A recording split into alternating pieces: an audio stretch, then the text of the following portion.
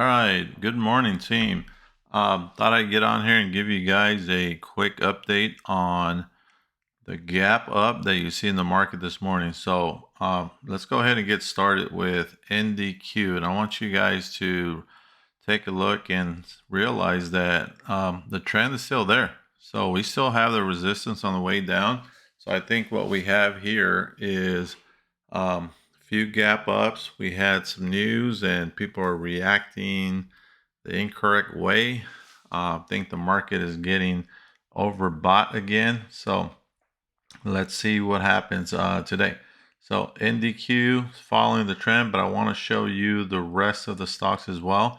You have SPX following the same. It had a little false breakout there. Same with SPY. TQQQ is doing the same thing. Little false breakout. We have Apple. Apple's still in that resistance, and it's got the biggest market cap, but it's still way away from that resistance line. So keep an eye out on that. Amazon's following the same thing. We've had a few false breakouts, as you can see. It continued to go and have lower lows. We do have Tesla, which I'll talk about in a sec on the weekly and monthly.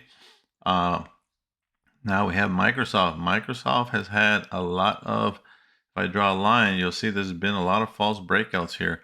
So go ahead and take a second if you get a chance with your favorite stocks and start drawing your resistance line and see where did it stop, where did it fall. You can see that Microsoft has some common resistance right now. We might see a run today, but I don't think it's going to continue to go up. Okay. So keep an eye out on your stocks. Now, let's go over SPX on the monthly. Remember, we said 2001, we dropped 51%. 2008, we dropped 58%.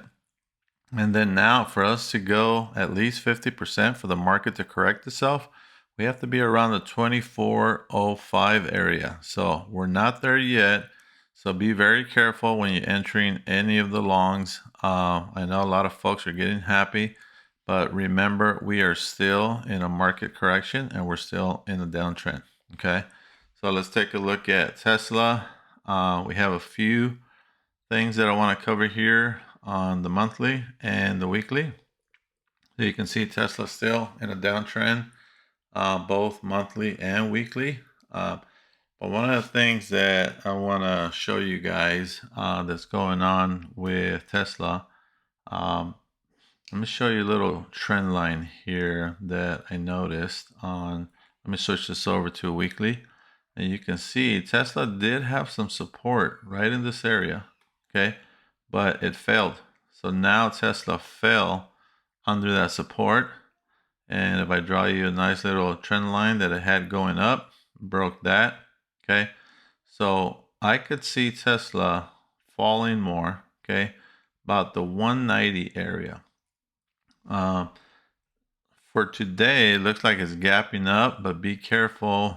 There could be some bull traps out there, and we could fall sooner than you think. But for now, I think Tesla is going to continue to go down. You see it had some resistance up here and finally fell out of that rising wedge, okay? So keep an eye out on the market. Don't get fooled.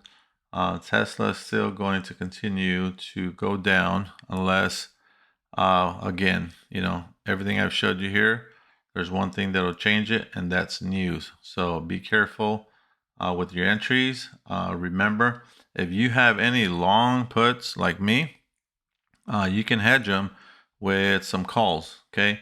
Once the market starts turning back down, sell your calls, take your put money and average down. Take your call win money and average down on your puts. Now remember, do all this with paper trading.